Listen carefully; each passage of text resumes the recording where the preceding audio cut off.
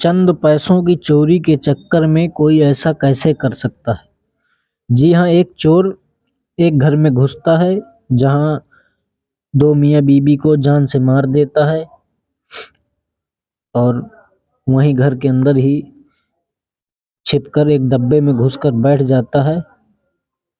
जी हाँ, एक ऐसी ही कहानी मैं लेकर आया हूँ। रात के करीब 12 बज रहे थे। रात के वक्त अचानक सिंघवा मोहल्ले के एक घर से चीखने की आवाज़ें आने लगी।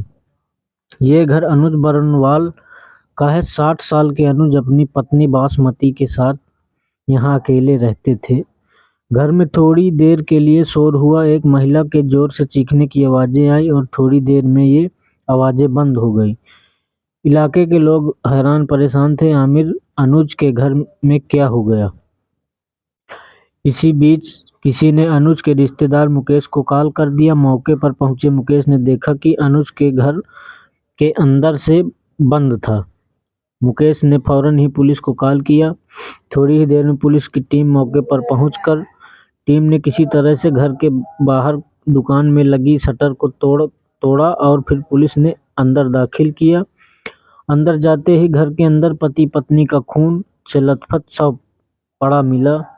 पत्नी का शव कमरे के दरवाजे के पास, पति की लाश बाथरूम के पास पड़ी थी।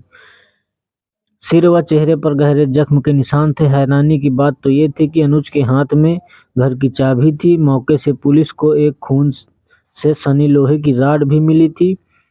पुलिस ने घर की छानबीन की। घर के अंदर छज्जे पर एक बड़ा बॉक्स रखा था जिसमें कुछ हरकत हुई थी।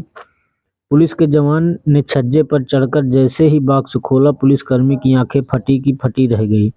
डिब्बे में एक शख्स छुपा बैठा था। उसके हाथ खून से सने हुए थे।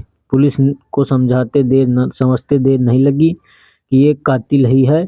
आरोपी ने पुलिस को बताया कि वो चोरी करने अनुज के घर में घुसा हुआ था। आहट सुनकर दोनों जाग गए और पकड़े जाने के डर से आरोपी ने दोनों की लोहे के रॉड से पीटकर हत्या कर दी। घटना को अंजाम देने के बाद कमरे के वेंटिलेटर को तोड़कर बाहर निकलने का प्रयास किया था। जब उसे पता चला कि लोगों ने घर को चारों तरफ से घेर लिया है और वह अब बाहर निकला तो उसे जान से मार देंगे, तो वह अंदर से ही डिब्बे में छुपकर बैठ गया। जानकारी के मुताबिक मृतक अनुज बरनवाल देवघर की बड़ी मस्जिद के पास पान की गुमटी चलाते थे। अनुज की पत्नी मृतका बासमती देवी घर पर ही छोटे मनिहारी की दुकान को चलाती थी।